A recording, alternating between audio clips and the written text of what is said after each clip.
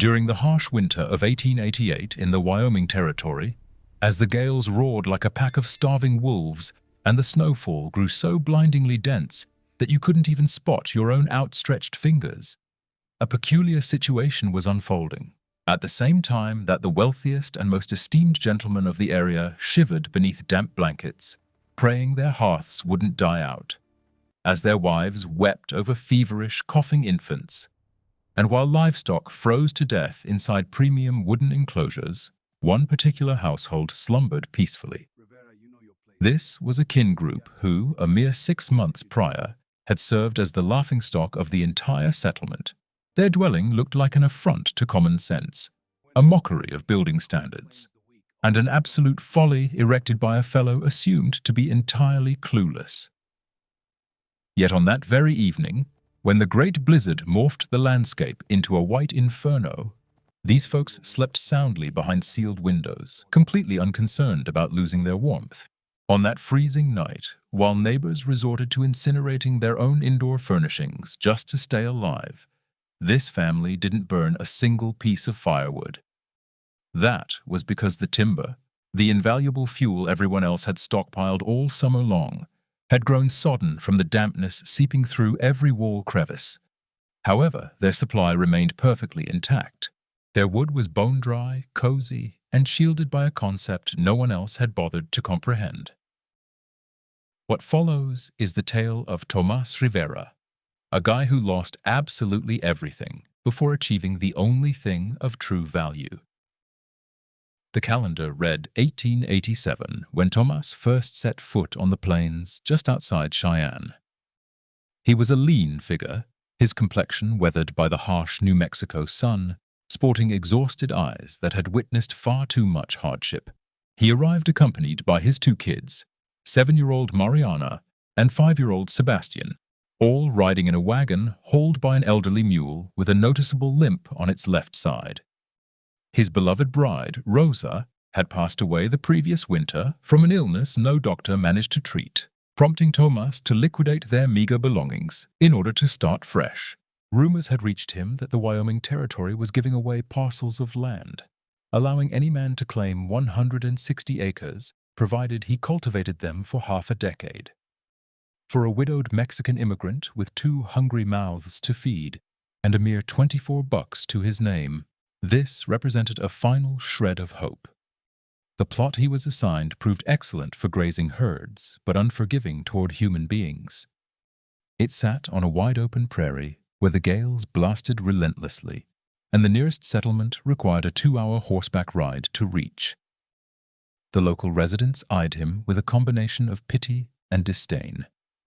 A destitute, widowed Mexican man hauling 2 little youngsters, showing up in September just as the freezing season lurked around the corner. There was no way he would make it through. His initial visitor was William Thornton, the proprietor of 3 vast sections of acreage and a 2-story residence boasting glass windows shipped all the way from Chicago. William trotted over atop a gleaming black stallion, clad in a premium wool coat and flashing a grin that completely failed to reach his eyes. "I've already taken a look at your plot, Tomás," he stated in an English dialect the newcomer could barely grasp. "You are going to require a proper home before the snowstorms hit. I happen to know a town carpenter who could build you something respectable for, let's say, $100. Tomás gave a respectful nod, but ultimately shook his head. "I don't possess $100, sir. I plan to construct it with my own hands." William chuckled, not out of malice, but with the arrogant confidence of someone who believes they know better. "You are completely clueless about Wyoming winters, my friend. This place is nothing like your native Mexico.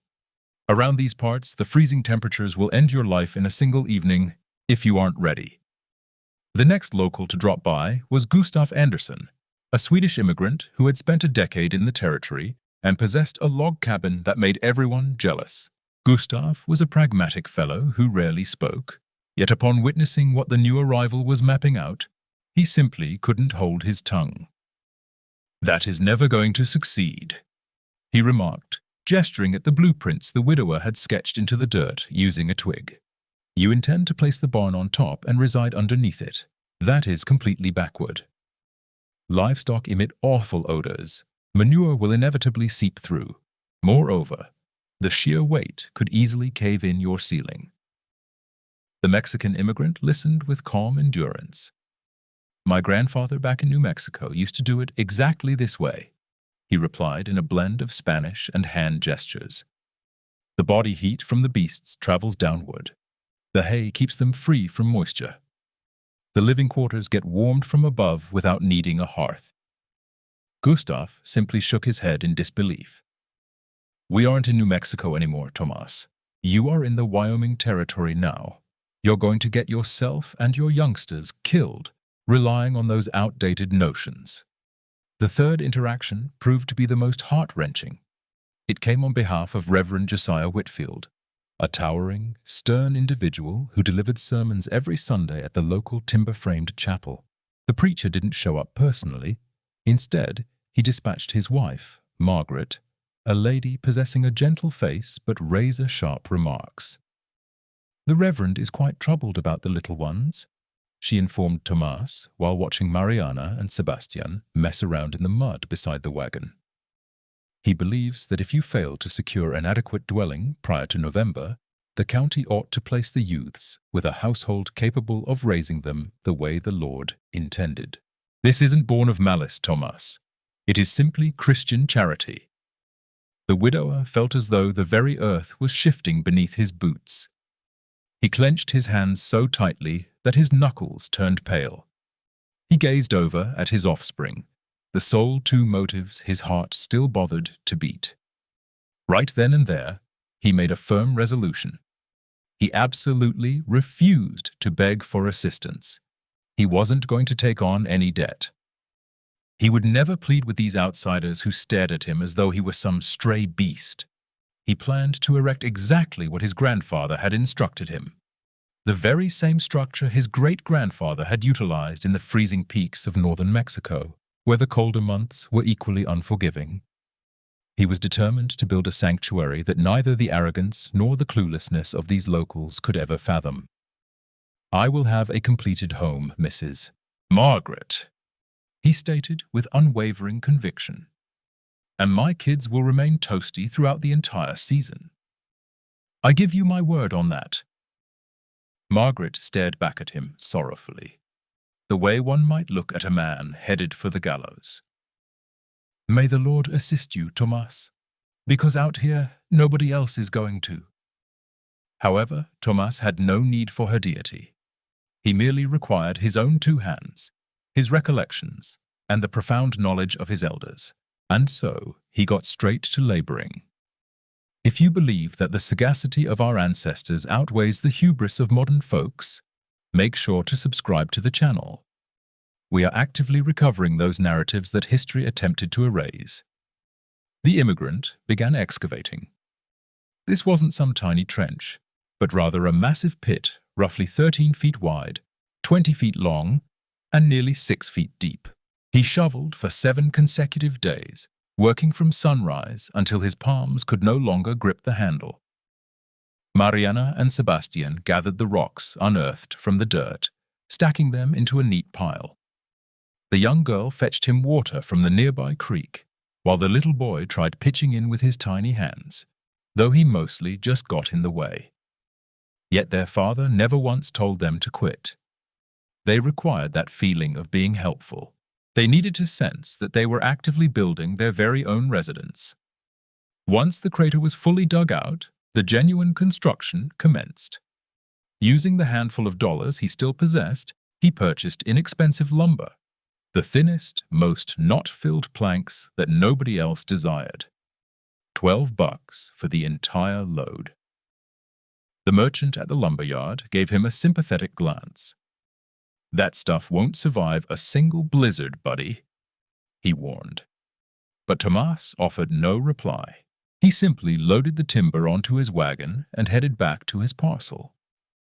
The initial things he erected were the barriers inside the pit. He utilized the rocks he had excavated from the soil, cementing them together using mud blended with dried prairie grass. It wasn't modern mortar. yet it held remarkably strong. Those stone and clay walls sank into the ground just like sturdy roots. Next, he laid wooden beams horizontally across the opening, creating the ceiling for what would soon become his subterranean dwelling. However, this is where the element none of his neighbors could grasp came into play. Directly atop that timber roof, the Mexican builder added a second level. It was a compact barn, barely spacious enough for a pair of cows, the old mule, and a few chickens. The enclosure's walls consisted of adobe bricks he crafted himself, mixing dirt with water and allowing them to bake under the sun inside wooden frames. Each of those mud bricks weighed as much as a boulder, but retained thermal energy better than any other substance.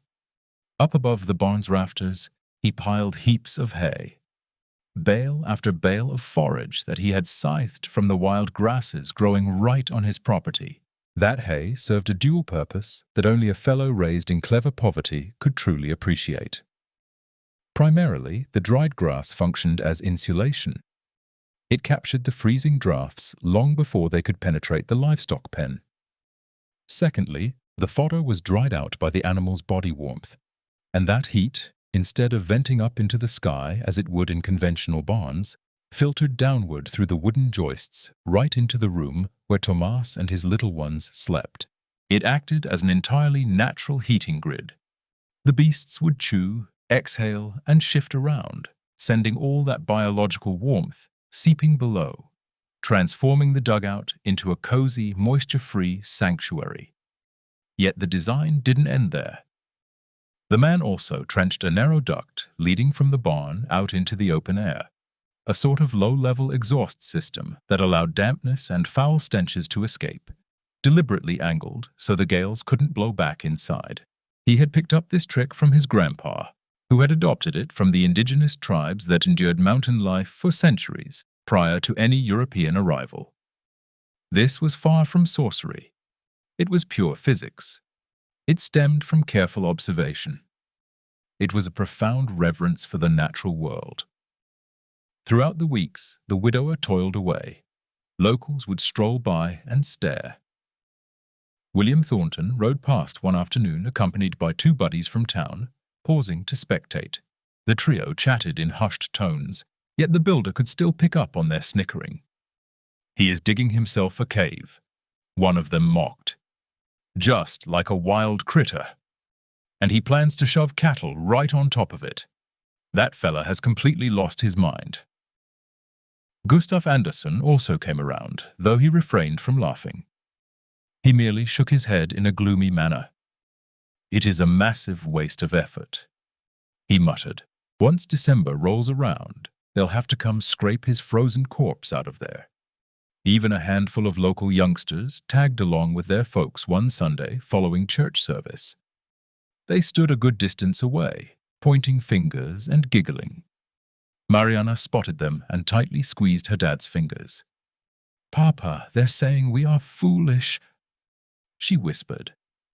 Tomás dropped to one knee before her, his palms coated in grime and his face heavily tanned. "Sweetheart," he murmured. Folks always poke fun at things they fail to comprehend. But once the freezing weather hits, you will see exactly who the real fools are. By the middle of October, the structure was fully complete. It certainly lacked aesthetic charm. There were no massive panes of glass or gleaming hardwood floors. It consisted of a subterranean chamber featuring rock walls and a squat ceiling, illuminated by a pair of tiny corner windows that allowed barely a sliver of sunlight inside. Sitting dead center was an iron stove the immigrant had scored second-hand for $3.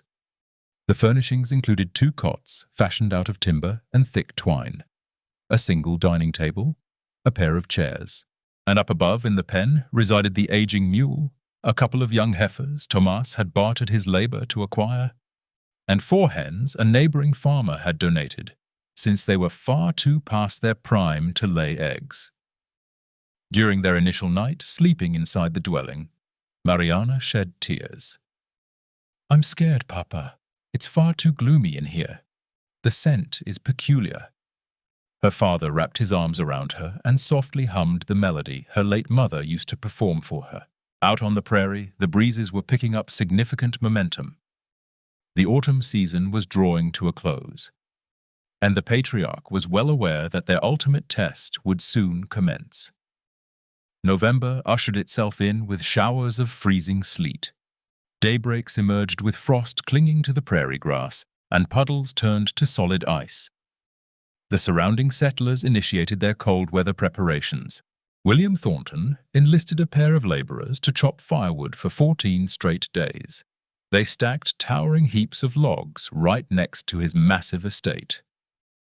Gustav Anderson plugged every single crevice in his log cabin using packed moss and mud. Reverend Whitfield put together a donation drive at the chapel aimed at assisting the most destitute households, ensuring absolutely no one went without blankets or coal. Not a single soul offered any aid to Tomás. It wasn't born out of cruelty, but rather the assumption that his fate was already sealed. The deranged Mexican residing in a ditch beneath a livestock pen didn't warrant their sympathy. He simply had to endure the harsh lesson Mother Nature was about to deliver. Yet Tomás remained completely unfazed. Every single morning he climbed up into the barn to provide the beasts with their feed. And every subsequent descent back into his living quarters brought the sensation of thermal energy radiating from the ceiling above. It wasn't an intense heat by any means, nothing akin to standing beside a roaring campfire, but it was undeniably persistent. It felt gentle. Best of all, it required absolutely zero timber. The iron stove sat completely cold. He hadn't needed to spark a flame in it even once. Mariana and Sebastian dashed around barefoot across the packed dirt floor without so much as a shiver. They dined on steaming broth their father cooked, using vegetables he had stashed in a chilled corner of the dugout. Come nighttime, they huddled under relatively thin quilts and slumbered heavily, while overhead in the pen, the heifers chewed their forage and breathed out balmy air that drifted downward like an unspoken blessing. One late November afternoon, Gustav Anderson suddenly materialized at the entryway. Tomás was stationed outside, mending a section of the exhaust duct that had gotten clogged up with dead foliage. The Swede strolled over at a sluggish pace, hands shoved deep into his pockets and sporting a baffled expression. "I dropped by to check on your condition," he stated in a flat tone. "I figured you folks would be shivering away by now." The widower stood upright and beckoned his neighbor inside. Gustav descended the earthen steps leading down into the subterranean quarters. The exact second he crossed the threshold, he stopped dead in his tracks.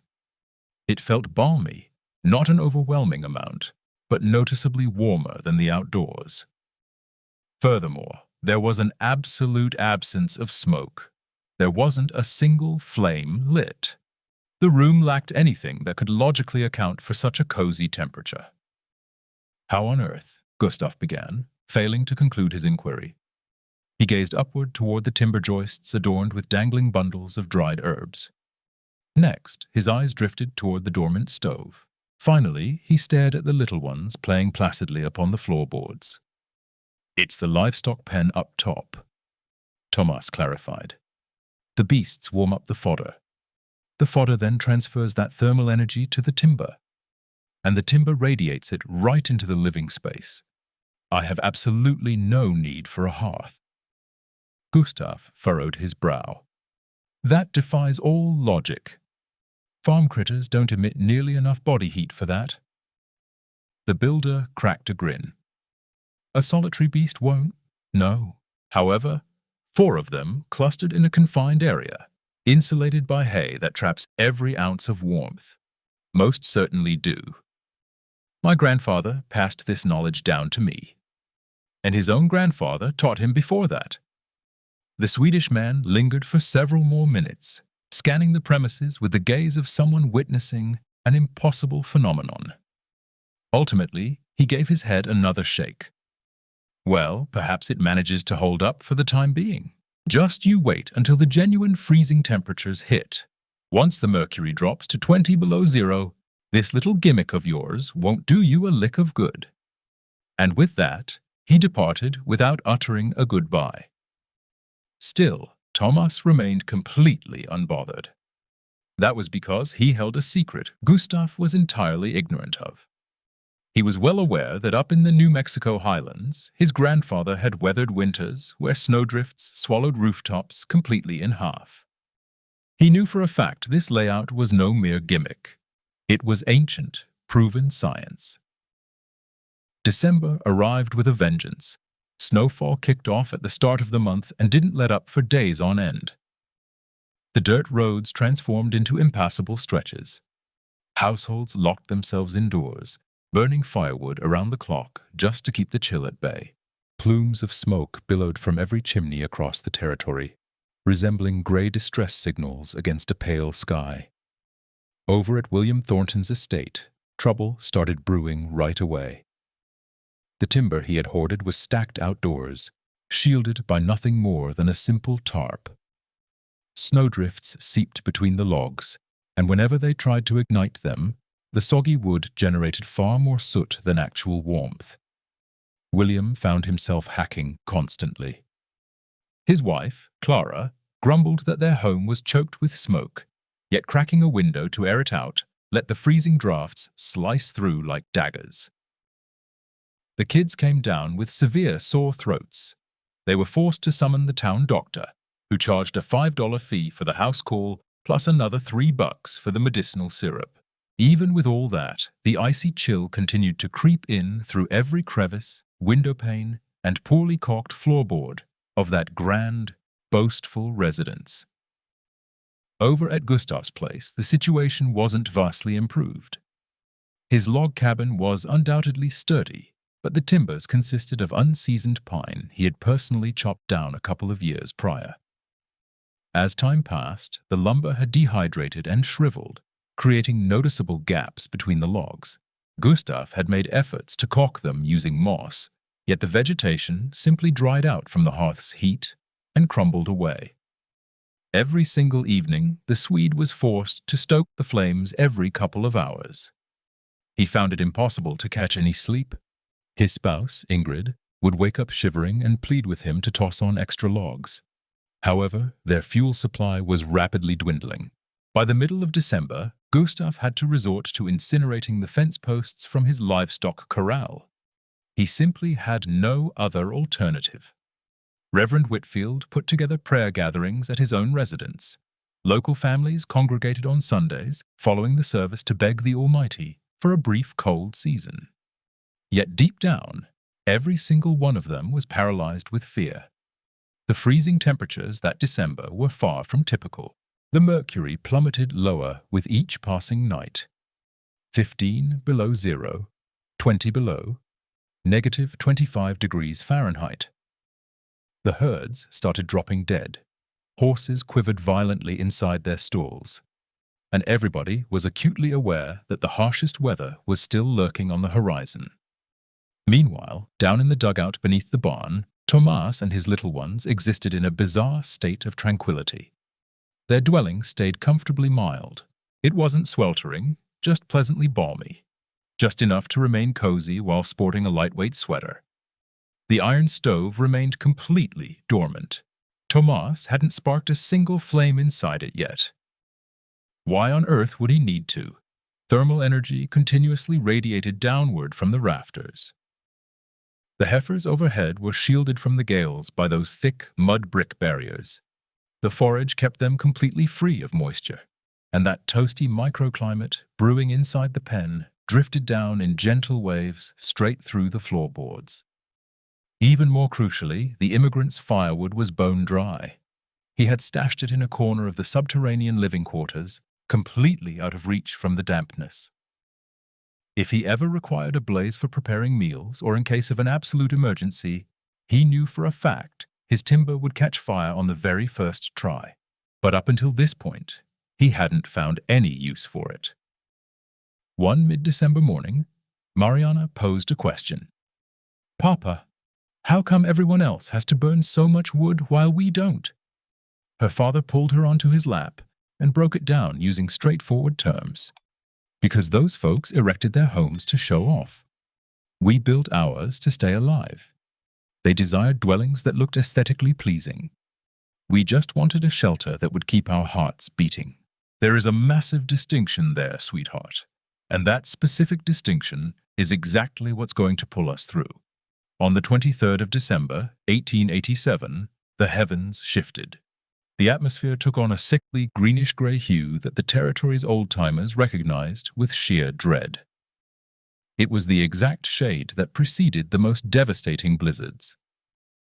On that particular afternoon, the breezes ceased entirely. The ensuing quiet felt deeply unnatural. Avian life vanished from sight. Even the prairie wolves quit their howling.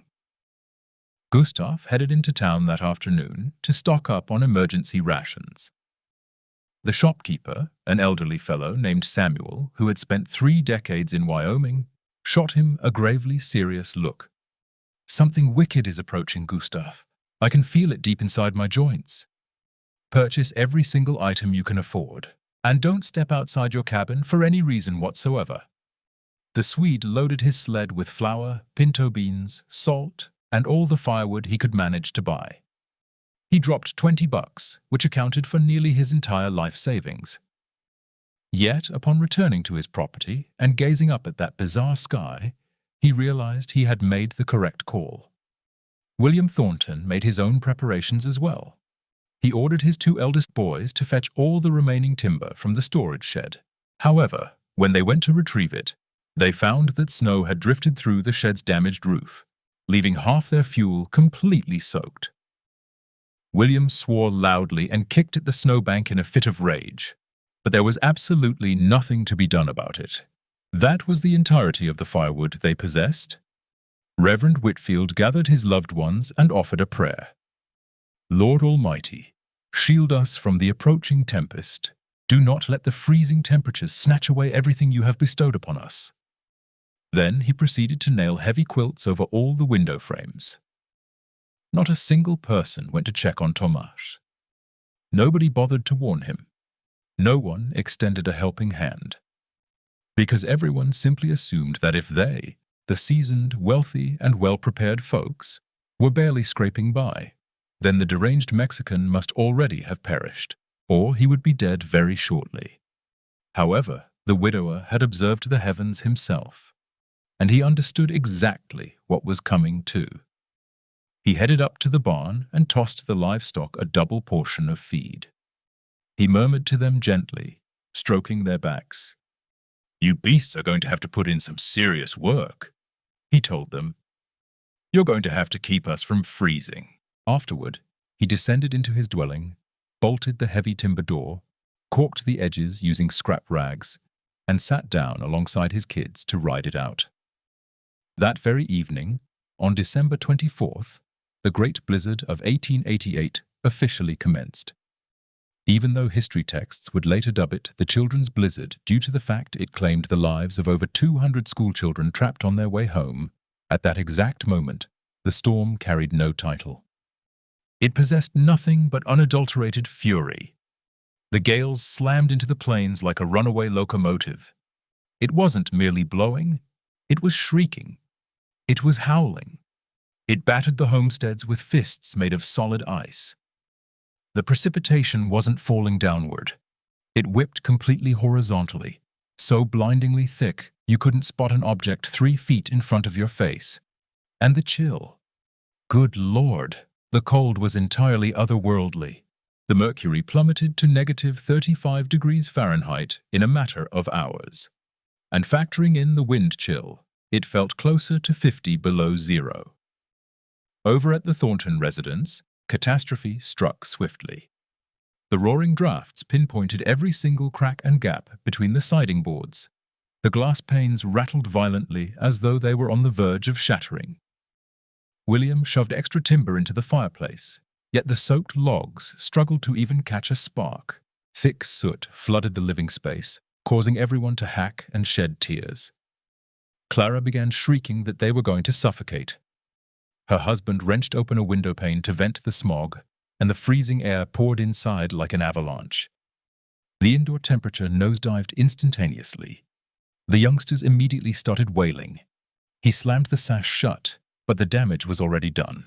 The thermal comfort they had painstakingly built up over several days had vanished in mere seconds. Driven to absolute desperation, the wealthy man began tossing their furnishings into the hearth. First went the spare dining chairs. Next was the actual kitchen table. Then he started prying up floorboards from one of the bedrooms. Yet none of it proved adequate. The freezing tempest was an adversary that couldn't be defeated through sheer wealth or hubris. It was a foe that only bowed to clever, practical readiness, and William severely lacked any of that. Around midnight, with his household violently shivering beneath every quilt they owned, the father made the toughest call of his entire existence. "We need to leave this place," he declared. "We have to make a run for the settlement. If we remain inside this structure, we are going to perish." Clara shot him a wide-eyed, frantic stare. "Step outside into this blizzard? You have lost your mind." But her husband had firmly made up his mind. They layered on every single piece of clothing they possessed. They tethered the youths together using twine so they wouldn't wander off into the drifts. Then they unlatched the front door. The gales slammed into them like a solid brick wall. William barely managed to take 3 strides before realizing the endeavor was utterly futile. He had zero visibility. He found it impossible to draw a breath. The icy air scorched his lungs, and the kids were already sobbing from the sheer physical agony. They retreated back indoors, secured the entryway, and huddled tightly together on the floorboards, quivering and entirely unsure if they would live to see the sunrise. Over at Gustav's cabin, the scenario was distinct, but equally grim. The Swede was a rugged individual, well acquainted with the Scandinavian chills of his youth. Yet this phenomenon was entirely different. This felt like Mother Nature exacting her revenge. He stoked the hearth continuously on the hour. He incinerated every last log he had purchased in town. He threw the fence posts into the flames.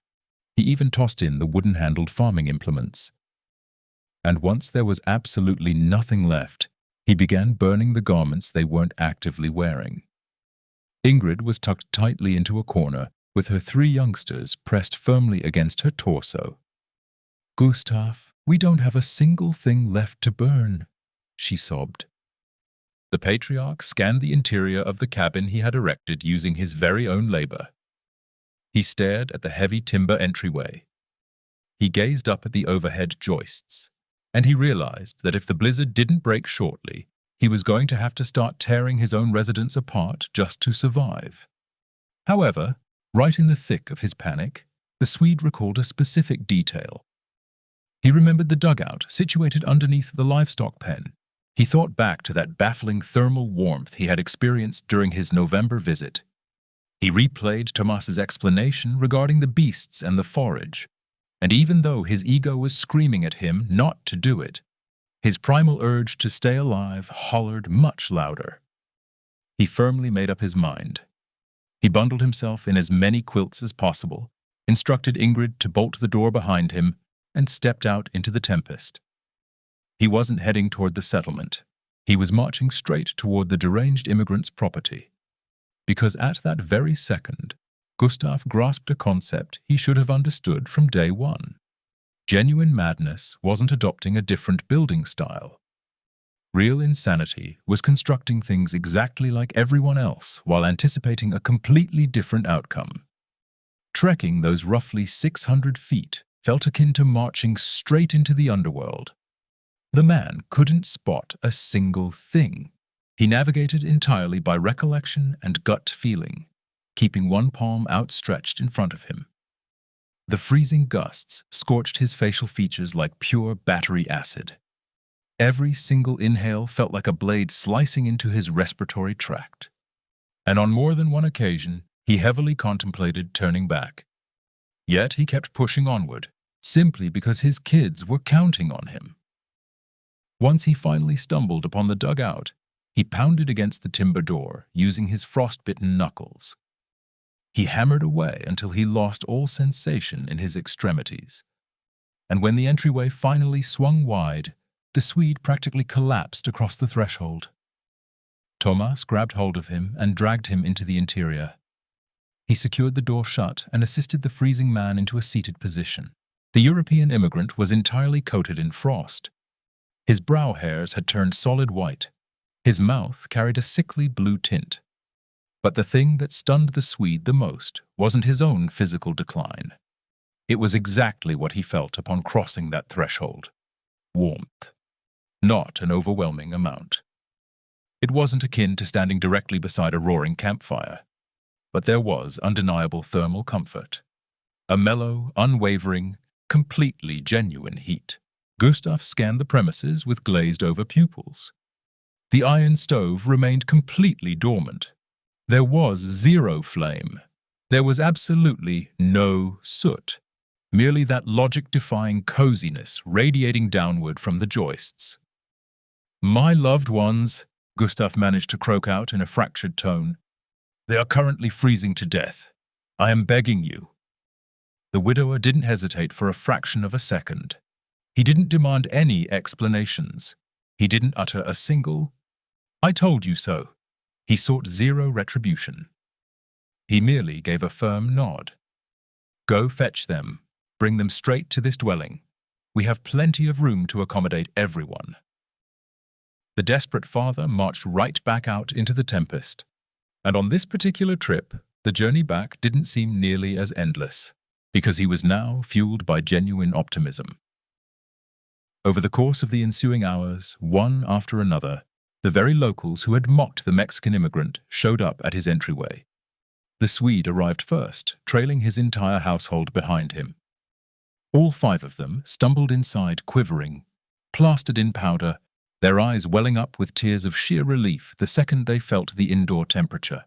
Their host instructed them to sit on the floorboards, handed out thin quilts that felt remarkably toasty, and poured them steaming cups of tea he had brewed on the stove, which he had finally sparked up, utilizing his perfectly dry firewood. Shortly after, William Thornton dragged his own kin through the door. The wealthy landowner couldn't bring himself to make eye contact with his savior. He stepped inside with his chin tucked, pulling his half-frozen offspring along. "Please forgive me," he mumbled. "I misjudged you completely." Tomás pulled the man into a firm embrace. "There are no misjudgments under this roof, William. There is only survival." A couple of extra households from the nearby road eventually made their way over. The widow Thompson showed up hauling her 4 youngsters. Even the newlywed O'Briens, who had just relocated to the territory that very summer, made an appearance. Word had somehow traveled through the howling gales and snowdrifts that the immigrants' dugout held genuine warmth, and every single one of them, without fail, swallowed their massive egos and came begging for sanctuary. By the stroke of midnight, 19 individuals were crammed inside a subterranean chamber originally designed to house a mere trio. The quarters were undoubtedly tight. People were packed in like sardines. The air carried the heavy stench of perspiring bodies and sodden garments. Yet their hearts were still beating, and they were pleasantly cozy. The host climbed up to the pen to toss the livestock an extra ration of forage.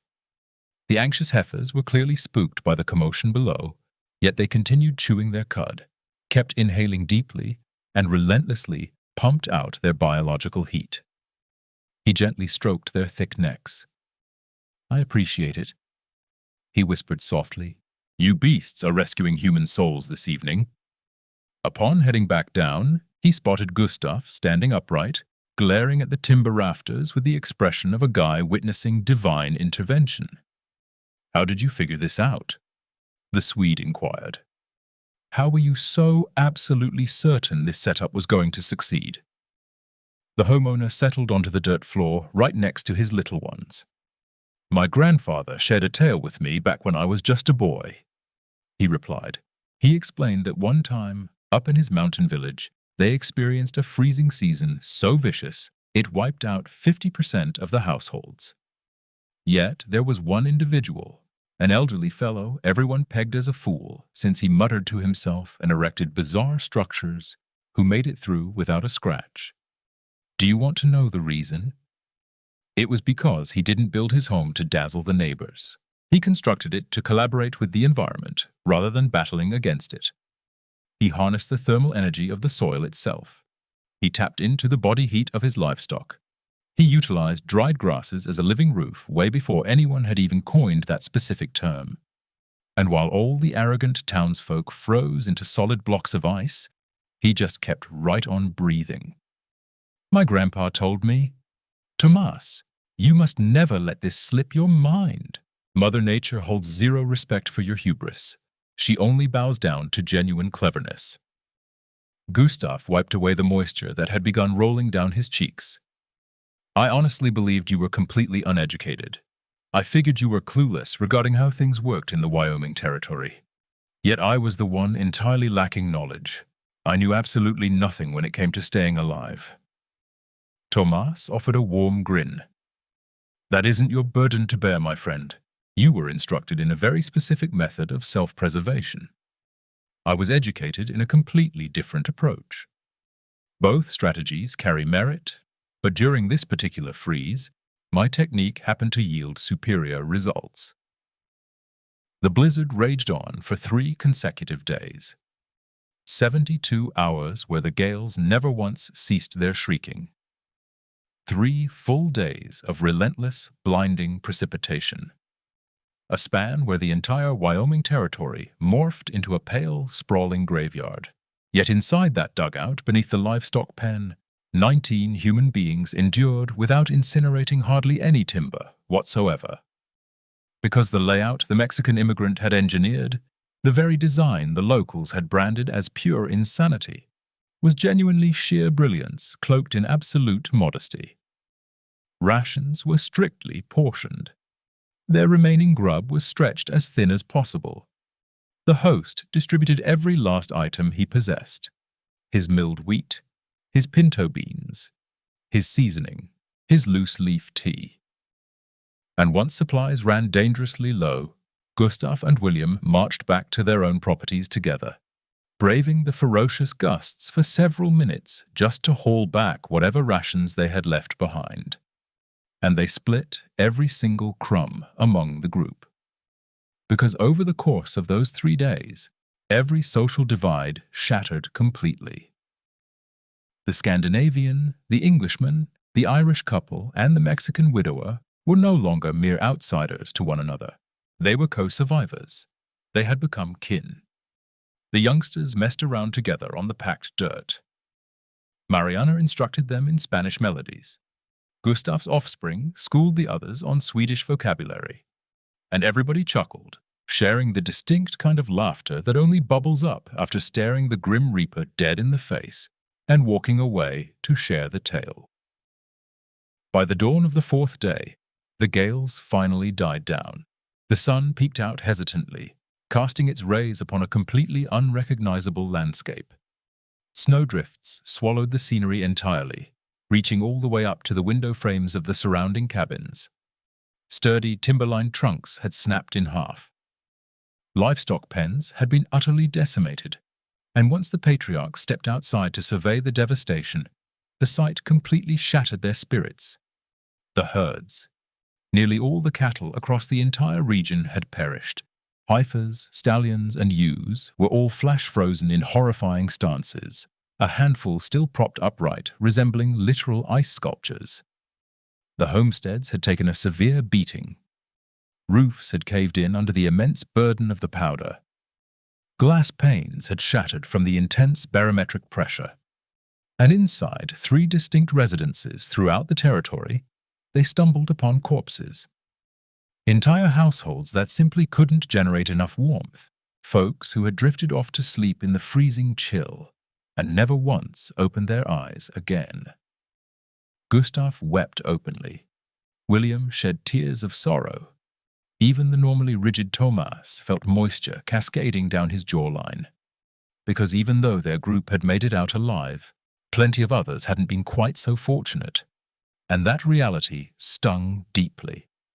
Yet smack in the middle of all that devastation, a massive cultural shift occurred across the region. When the town search parties arrived several days later to lend a hand, tally up the deceased, and extract the living, They were absolutely floored to discover 19 breathing, relatively healthy individuals crammed into the Mexican immigrant's dugout. And once the survivors detailed exactly how they managed to endure, the rescuers simply traded baffled, awestruck glances. The rumors spread like wildfire. The Cheyenne Daily Gazette ran a front-page piece detailing the clever heating grid pioneered by a Hispanic settler that ultimately prevented mass casualties. Agricultural workers from neighboring districts traveled for miles just to inspect the dwelling personally. And Tomás, sporting his trademark modesty, broke down the mechanics for anybody willing to lend an ear. By the arrival of the subsequent autumn season, a trio of local households had erected identical structures. Fast forward to the next freezing season, and that number swelled to 8. Within a decade, fully 50% of the destitute ranchers operating in the Wyoming Territory were utilizing some tweaked version of the immigrants' layout.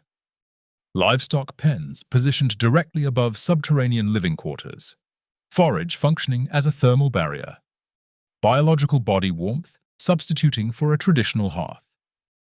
Gustav Anderson evolved into Tomás's closest confidant. He picked up conversational Spanish just so he could converse with his buddy without any linguistic hurdles.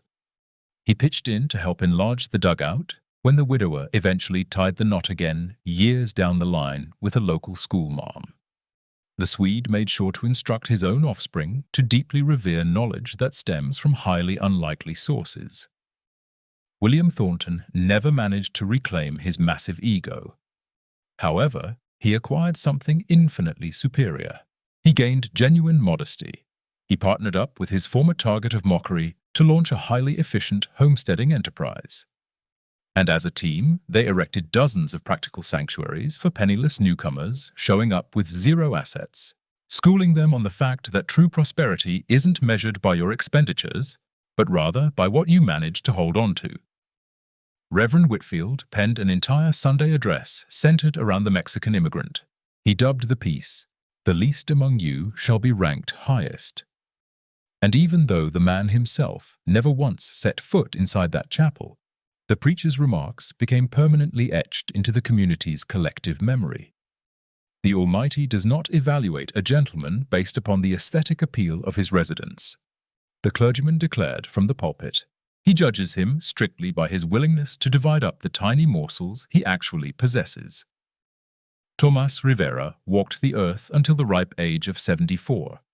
He passed away in 1911, resting peacefully in his own cot, encircled by his offspring, grandbabies, and closest companions. Mariana, who had matured into a lady nearing 50 at that point, gripped his knuckles tightly as he drew his final breath. "Papa," she murmured softly, "I appreciate you showing me that there is absolutely no disgrace in standing out from the crowd. True humiliation lies in blending in with the herd, while desperately hoping that conformity will somehow rescue you." The elderly man flashed one last grin, and his eyelids fluttered shut for the final time. His dwelling, that seemingly deranged structure everybody had previously sneered at, remained fully intact for another half-century. It slowly transitioned into a sort of unrecognized historical landmark. Gustav's grandbabies would routinely swing by to check it out. William's great-grandchildren snapped pictures of the site, and fresh waves of foreign arrivals flocking to Wyoming were regaled with the legend of the modest Hispanic settler who triumphed over Anglo-Saxon arrogance using nothing besides the ancestral savvy of his forefathers. Nowadays, if you dig through the historical logs of the Wyoming Territory, you will stumble upon a tiny footnote buried in the Laramie County archives. The document reads, "Throughout the Great Blizzard of 1888, the survival metric for subterranean dwellings featuring overhead livestock pens sat precisely at 100%. Meanwhile, the survival metric within standard architectural builds hovered at a mere 62%. It is a completely sterile statistic, penned with the absolute apathy of pencil-pushing bureaucrats. Yet lurking just behind those mathematics lies a brutal reality that many find painful to admit. The honest truth is that profound intellect doesn't perpetually arrive clutching a university degree. It doesn't always spout grammatically flawless English. It doesn't always sport a necktie or carry a prestigious European family name. Occasionally, genuine wisdom shows up without shoes, starving, sporting heavily calloused palms, and possessing a deeply generous spirit. And the moment it finally reveals itself, truly clever folks manage to spot it. Yet the excessively arrogant simply turn up their noses, right up until the freezing season forces them to learn the vast divide between being factually correct and actually remaining alive. Narratives akin to Tomás Rivera's constantly remind us that modesty and keen observation carry significantly more value than solid gold. That lending an ear to the elderly, to the folks who preceded us, to the individuals who scraped by with significantly fewer resources, is hardly a sign of frailty. It is pure intellect. That electing to build outside the norm isn't a symptom of insanity. It is the very definition of innovation. And when push comes to shove, as the gales start screaming and the freezing temperatures scorch your skin, the only detail that truly matters isn't the aesthetic beauty of your residence. It is whether or not your loved ones are resting comfortably warm. If this tale of poetic justice struck a chord within your chest, if you felt, even for a fleeting second, that society desperately requires more individuals like Tomás and far fewer guys like William, be sure to drop a like and forward this video to someone who desperately needs to understand that alternative lifestyles actually exist. A path where the folks in last place can easily vault into the lead, where the seemingly frail can morph into the undeniable powerhouse, and where your firewood avoids getting soaked during a vicious whiteout, simply because a specific individual carried enough humility to absorb the lessons of the ancestors who came before them. I will catch you all during the very next historical dive. And just keep in mind, true disgrace doesn't stem from operating outside the norm. It stems from behaving exactly like the rest of the herd and crossing your fingers that conformity will be the thing to rescue you.